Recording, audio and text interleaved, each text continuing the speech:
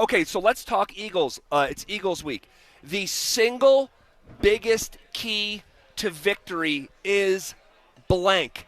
Fill in that blank, Phillip Lindsay, presented by Williams Jewelers. I'm going offensively now, Zach. Defense is going to handle business, but the key to victory is going to be on the offense, and it's going to be controlling the pace of the game in a hostile environment. You're on the road. Short week for you. All right, Philly at home right now is on a 12-game win streak. You have to control the ball. And how do you do that? Establish that run. Get the running attack going. The pullers in front of J.K. Dobbins, when I say the pullers, the guards, getting in front of the running back, getting downhill at Carter, Dalen Carter, you're going to have to go at that big boy. All right, move the chains. Make it 3rd and manageable. 3rd and 2, 3rd and 3. Because now if you're in 3rd and 2 and 3rd and 3, you don't have to pass the ball if you don't want to. But if you want to, you can. Now you can build off that play action. Now you have Evan Ingram and Adam Trotman because we know those two are going to play for sure. Yep. Get them going. But in order for you to control the pace of that game and quiet that crowd in Philly, you have to run the ball and lean on J.K. Dobbins, who right now is number 4 in rushing. All right, as a unit, they're ranked number 5 in the NFL. It doesn't get better than that other than being number 1. Of course, you want to be that, but you have to build up to that. So what I'm trying to tell you is Sean needs to be able to run the ball but stick with the run long enough. Consecutive carries for J.K. Dobbins. All right, 1st and 10, run the ball, get 3 or 4 yards, run it again, get 2 or 3 more yards, and then run the ball again. I don't care. Just find ways to stay on that football field, Zach. I absolutely love it. I love that key to the game presented by Williams Jewelers. Will Sean stick with it? And that's my question. Can he help himself? J.K. Dobbins has been literally the best case scenario since signing him. He might be right now, and again, I don't want to get carried away because we're only 4 games into the season. Yeah. But right now, as we sit here on October 3rd, J.K. Dobbins is like the best contract in Denver sports. Maybe across the NFL, to be honest with you, other than maybe a rookie deal. Sure. Think about it. J.K., nobody thought about J.K. other than the Chargers when they put a weird tender on him. Yeah, anyone could have had him. Anybody could have had him. But Denver kind of circled back, picked up J.K. Dobbins. Obviously, they had a plan for him, and they had a pitch for him, and that's why he decided to sign here. But they only paid a little over $2 million for him, and then there's some incentives where he can get up to $5 million if he scores a certain amount of touchdowns or maybe gets to 1,000 yards or maybe stay healthy for 14 or 15 games this year. Who knows? But there's incentives involved when it comes to J.K. Dobbins, so it's a great deal, Zach. It is. It really is. And how much success can he have against this defense that's ranked 21st when it comes to stopping the run?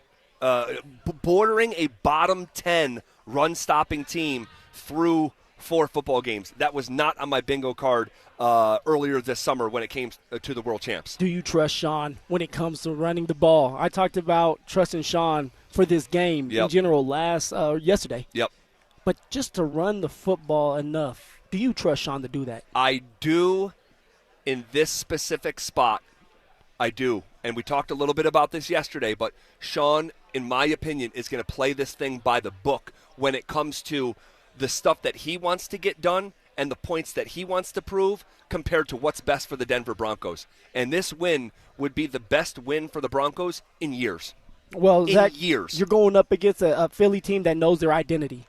They know that they're going to try to get these big play receivers, throw some bombs. But it's going to be, can they get Saquon Barkley going? For Denver, I know the identity, and I continue to throw it out there and put it in our listeners' ear. The identity this year for the Denver Broncos is run first, pass second. But does Sean believe that? And I know it's hard for a play caller and Sean, who was a quarterback's coach and a quarterback, to change the way he thinks and say, I can run the ball more than pass it and still have success. But the identity has to be controlling the clock, controlling the ball, controlling this game by running the ball. You know what this also is on Sunday? This is a battle between not two former, but the current Broncos coach and the former Broncos coach. Yeah. Sean is the offensive coordinator. He's the head coach, yes, but he's the offensive coordinator. So you have Sean's coordinated offense going against Vic Fangio's coordinated defense. And I just, again, get your popcorn because this is a incredible battle within a battle that we talk about. these micro battles within Broncos versus Eagles, Sean Payton versus Vic Fangio. See, Zach, I think Sean's kind of tossing and turning in his bed.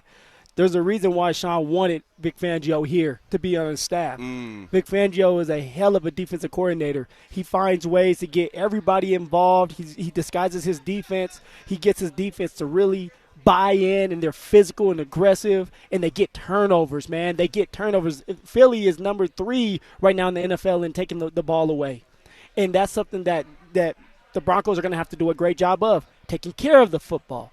Don't put it in harm's way. Bo Nix, be smart. Throw it out of bounds or use those legs if it's not there. Do not force a pass to Courtland Sutton because Courtland wants the ball. If it's not there, it's just not there. But for Sean, it's like, dude, you got to have a great game plan, a great drive if you decide that you want the ball first, or if the Eagles decide to defer until the second half. So, Sean's going to have his hands full against Vic, but Vic's also going to have his hands full because this is going to be a dynamic offense for the Denver Broncos. And if Bo can get in some rhythm with Courtland Sutton, Troy Franklin, Marvin Mims, and Pat Bryant, it can be a long day for the Eagles. Well, this is the ultimate chess match, and these are 2 of the older play callers in the NFL. Like, I don't know if there's an older coordinator. Now, I know there's older people on staff, but a actual coordinator, and there might be one, but I can't think of him, 67-year-old Vic Fangio. I think he's amongst the oldest coordinators in the league, and Sean Payton in his early 60s. So these are 2 old dogs going at it here. Two wrinkly coaches going at it. I love it. Yeah, Vic a little bit more wrinkled than Sean, but I think Sean might have got something done over the offseason. His skin was looking taut. You said that. You said did. that at the beginning of camp. Yes. He said Sean looks good. Sean had a glow to him. Sean he got his skin tightened up. He did something. I don't know what he did, but he looks great. All right, moving on here. What kind of game do the Broncos need from Bo Nix on Sunday? Bo Nix needs to play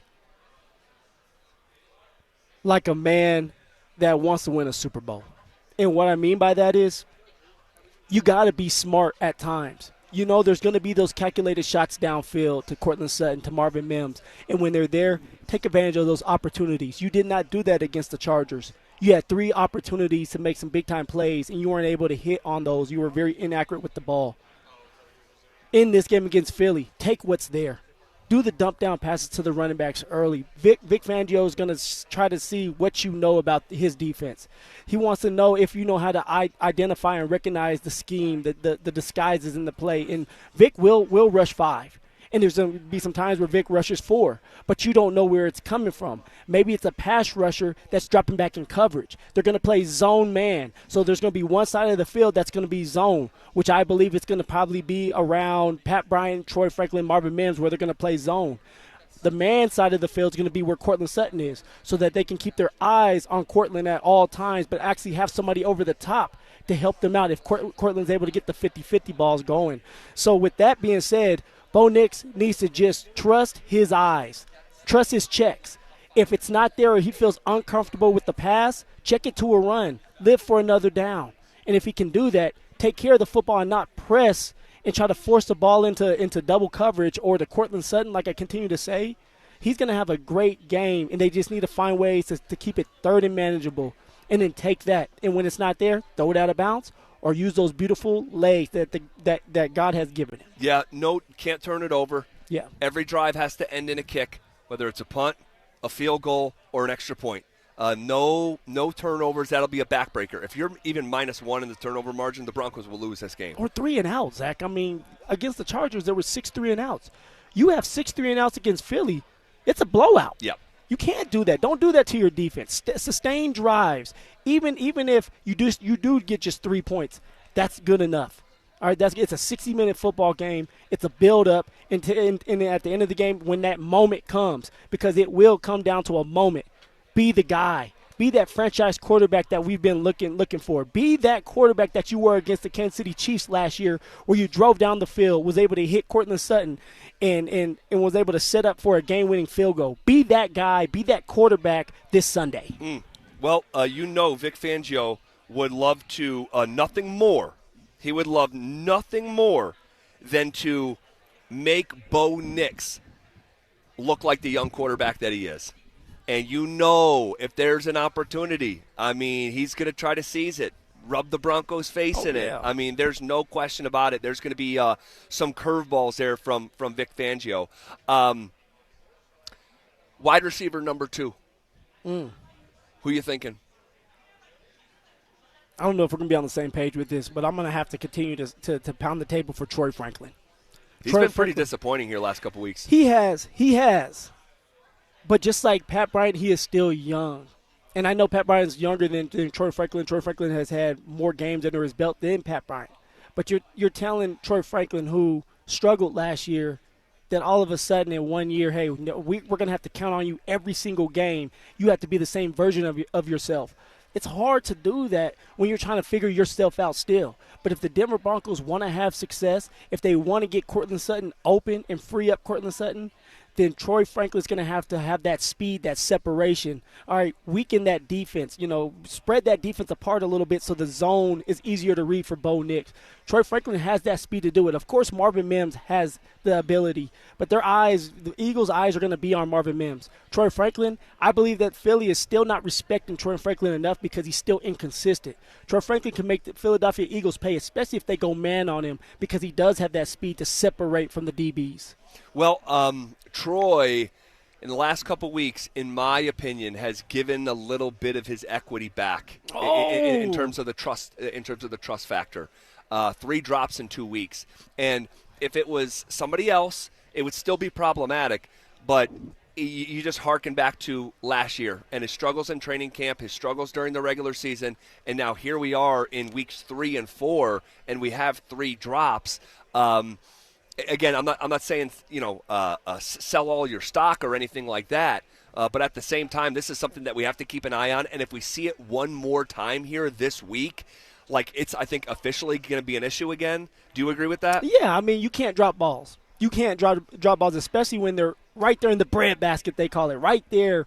Like that post route that was a 25, 35-yard route. You have to come down with that. That's Bo Nix stats, but that's your stats along with the confidence in the coaching staff and Bo Nix to continue to go to you. So if Troy Franklin is that guy that's the equity is kind of low now, who are you banking on to be receiver 2 in this game, Zach? Mims. It would be Marvin Mims. Has he shown you enough to be receiver 2? I mean, we got to see some sexy play calls to help Marvin Mims utilize his God-given gifts. Yeah.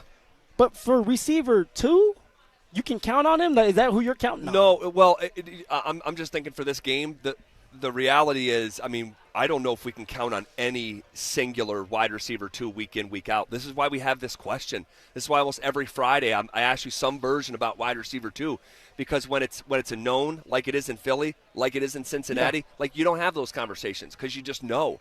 But this is, they say it's a week-to-week league. Well, it's a week-to-week, a position, wide receiver 2. And, you still protecting Pat Bryant?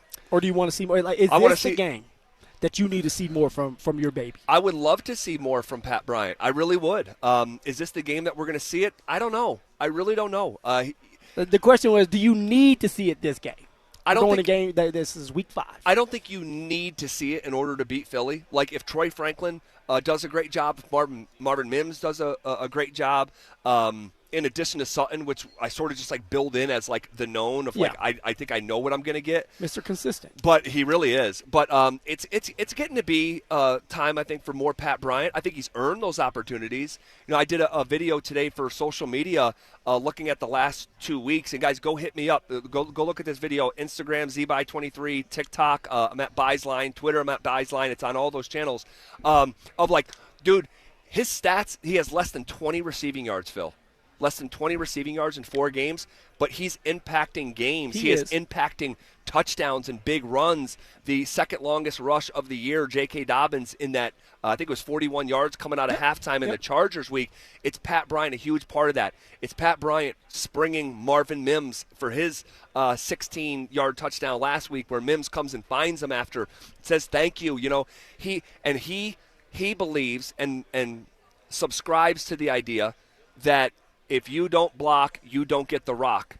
And He hasn't quite gotten the rock, No. but he is earning opportunities. I know that. No, he is. He you know who he reminds me of right now? A better version of Deshaun Hamilton. Deshaun Hamilton would block his butt off, and he would get his opportunities to catch the ball, but he was so iffy with it, inconsistent, where Deshaun Hamilton would be open. Yep. For example, there was a Chargers game where Deshaun Hamilton is open. He drops the touchdown. Yeah. But then he'll go back the next play, and he'll spring a play for Mira Royce for a 15, 20-yard game because he was so physical in the run game. Now, for Pat Bryant, I just want to see more on display when it comes to being a receiver. Now, of course, he's blocking his butt off. But the slant route, and that's not on just Pat Bryant. It's time to get the slant route going because when you're on third and manageable, that's when the slant route becomes deadly. Because now if you're in man and Pat Bryant is able to run slant routes like Michael Thomas, because that's who Sean compared him to, and he beats his defender, there's nobody else there but himself and a bunch of green grass for a huge play or a touchdown. So we got to get Pat Bryant going a little bit more. He deserves to have a couple play calls go his way. Well, I agree with you. And there's not enough of a crowded group of knowns in front of him. Yeah. Right? So if he's doing all that blue collar stuff, let's get him involved a little bit here in the passing game because wide receivers are dependent position. So he can't force the ball to his own self. He needs to get targeted. And I don't remember a lot of targets towards Pat Bryant that he was letting the play down. Now, they tried to mix him in a back right fade to the end zone, I think it was last week. It was just a little bit high. But, yeah, he has earned some more opportunities. He really has. So, and Troy Franklin, quite frankly, hasn't made the most of his opportunities in front of him where he needs to be, like, absurdly prioritized. So, I mean, there's room for all of them to get targets. There's room for everybody. Take advantage of those opportunities. For Troy, I feel like you're being a little harsh on Troy. I'm not. I think you're being a little bit soft on him. I really do. Why? I really do. Why? I mean, look, he is still, just like Pat Bryant, he is still young. He needs to get this experience under his belt so that he won't make that same mistake twice. That's what I want to know. Wait, hold on That's a second. You're saying he doesn't make the same mistake twice. We've seen him drop the football more than anyone else in Bronco country for the last 2 years. You're going to drop the ball. Marvin Mims dropped the ball last Monday. It's going to happen. Pat Bryant hasn't even got involved. He can't even drop the ball yet. I understand. Drops are going to happen, but you can't do it at the rate that Troy did last year, and you can't do it at the rate he's done the last 2 weeks. Is that fair? That's fair. Okay. Leave Troy alone. He's gonna leave Troy alone. He's gonna Troy alone. He's gonna have a couple big time plays, and I'm calling it right now. It's gonna be because of scramble drill. Okay. Scramble drill. Those are usually when the big plays happen for receivers and quarterbacks. There's going to be another scramble drill play like it was against the Colts that's going to get him going again. He may get hit hard because last time Troy Franklin got hit hard, then he turned to a different man, different demon. Well, he's physical. He is physical. He is physical. I mean, he's got like wiry strength. He's not afraid of contact. He's not afraid to stick his nose in there. So, yeah, look, I think we're all rooting for Troy Franklin. I guess I'll be the one that has to call it out when it's not good enough. That'll be my role on the show. All right, I love it. Okay. Do you trust the Broncos if this game is tight down the stretch? Like if this game is a 3-point game with 6 minutes left in the fourth quarter, what is your trust level for these Broncos? Out of, let's go 5. Out of my trust level, out of 5 being, hey, like let's I go trust. 10. Let's go 10. Okay, 10. I'm going to say my trust level right now, because I haven't got to see a lot of a time where Bo Nix or Sean drive down the field and score the game-winning touchdown, or the defense stops a team from winning the game. My trust level right now is going to be at a 3. I'm just going to be real. It's at a 3. You had 2 opportunities this year to find a way to win that game. Bo Nix, if he takes care of that football against the Colts, he doesn't put his defense in a bad situation to try to stop the offense from scoring a field goal. All right, you had the Chargers game. Bo Nix had another opportunity, multiple opportunities to seal the deal. Didn't get it done. Vice versa for the defense. Defense didn't slow down the offense when it matters the most. So if you're going against Philly, who finds ways to win, that's all they're doing this year is finding ways to win, whether it's special teams, whether it's driving down and doing the tush push, or the defense getting an interception or a turnover. All right, they're finding ways to execute enough to win. Denver has not done that yet. Even last year, Zach, tell me a time that Denver solidified the deal when they were in a crunch time situation. They were so close, and it wasn't to the fault of the offense or Bo Nix. They were so close in the Kansas City drive where Bo found Sutton on third or fourth down. They got in field goal range and got it blocked. It had that kick gone in. We're looking at that of like, man, we've seen it. Yeah. We've seen it against the reigning world champs in Arrowhead. Therefore, no. I mean, outside of that, I'm not confident that when it comes down to it, and it's going to come down to it, that we can trust Sean Payton and the Denver Broncos to get it done and seal the deal. They haven't done it yet. How many? I'm putting you on the spot, so there's no pressure. How many one-possession games do you think the Broncos have won since the start of last year? Ooh, started last year? 0. Not quite 0. Drew saying 1. The answer is 2. 2? A 10-9 win in Week 4 last year against the New York Jets. That was the only one-possession win last year, and then technically the 8-point win over Tennessee to start this season. Okay. They either blow their opponent out or they lose close. We have not seen the Denver Broncos under Sean Payton win tight games. Now tell me this: teams with a winning record. What's the record now? Because we had the asterisk towards the Kansas City Chiefs because they had their JV team. Yeah, there's a couple asterisks because technically Cincinnati came in with a 2-1 record. So you're not going to give that one like for all intents and purposes, no. Not really. We're still at 1. That they have beaten one team with a winning record and now Tampa last year. So like the confidence level of, hey, you're closing out a game and you're beating a team with a winning record, it's at an all-time low for me right now. Go prove it. Yep. Prove it. You have all the athletic ability. You have everything on paper to win this game. But go out there and win it. And now I'm sitting here saying, hey, they can do it now. They can finish games. And now you can start to look at like, hey, they can get back to the playoffs, make some noise in the playoffs. Hey, maybe Super Bowl is on their mind. But until they can close out a